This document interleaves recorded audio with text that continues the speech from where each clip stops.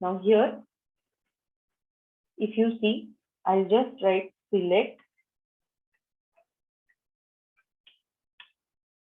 and then I will write all the field names EBELN, PO number. I will add a comma EBELP, comma METATNR, comma and NETPR from EKPO table. Now this is the database table name and these are the 4 fields which I want to fetch. Now the difference between the previous select statement and this new select statement is I have added comma over here. Now I will write into table @data and my internal table name EKIT_EKPO.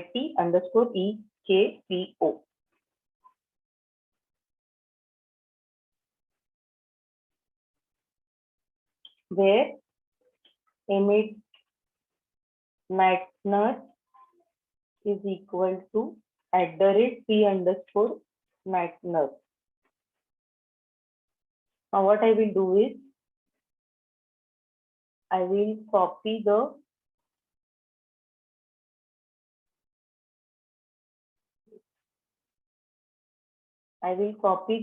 parameter declaration from here and put it over here. So P_Matner is the parameter and there goes my select statement. If I do compile, there is no error. Now if you see parameter I have just declared because I can change the material number value. But now the select statement has been reduced to only one select statement. There is no data declaration which is needed. That is why it is called inline data declaration. Whenever we declare data inline for fetching data from the database table into the internal table, we have to put commas over here, point number 1 between the fields. We have to declare @data before the internal table, preceded and followed by a opening and closing bracket, and all the other variables which you use in the where clause will have in the beginning. Now followed by I will put if Savarsi equal to 0 ending, which means if I fetch some record, then what I will do is loop at ITEKPO into data LWEKPO end loop.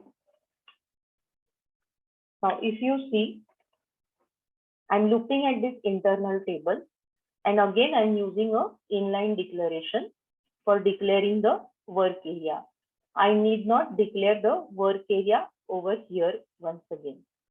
So there are 2 places where we have used inline declaration, one in the select statement and here while looping at the internal table. Now if I click on compile, it will not give me any error. Now let's write a simple statement, write :LWEKPO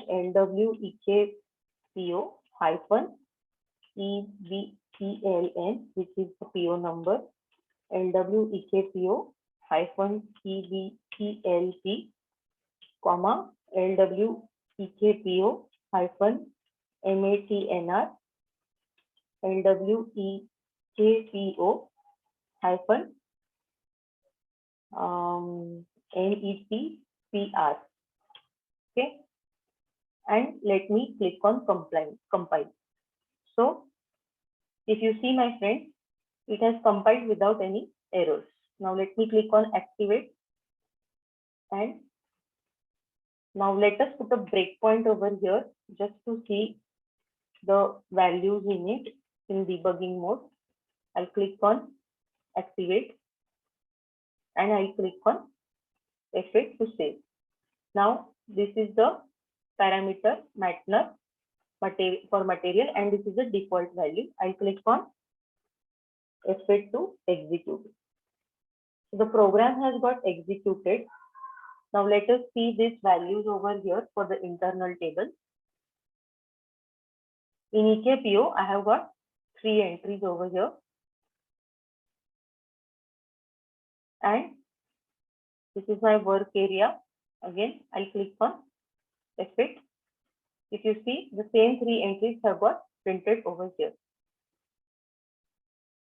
So friends, to summarize, earlier we had to declare either the type, data type, or the structure, and then we had to declare the internal table of that type of data structure. Again, we had to declare a work area of that type or the data structure.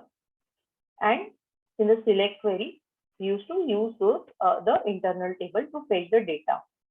When you are looking at the internal table, we had to declare the work area also explicitly over here.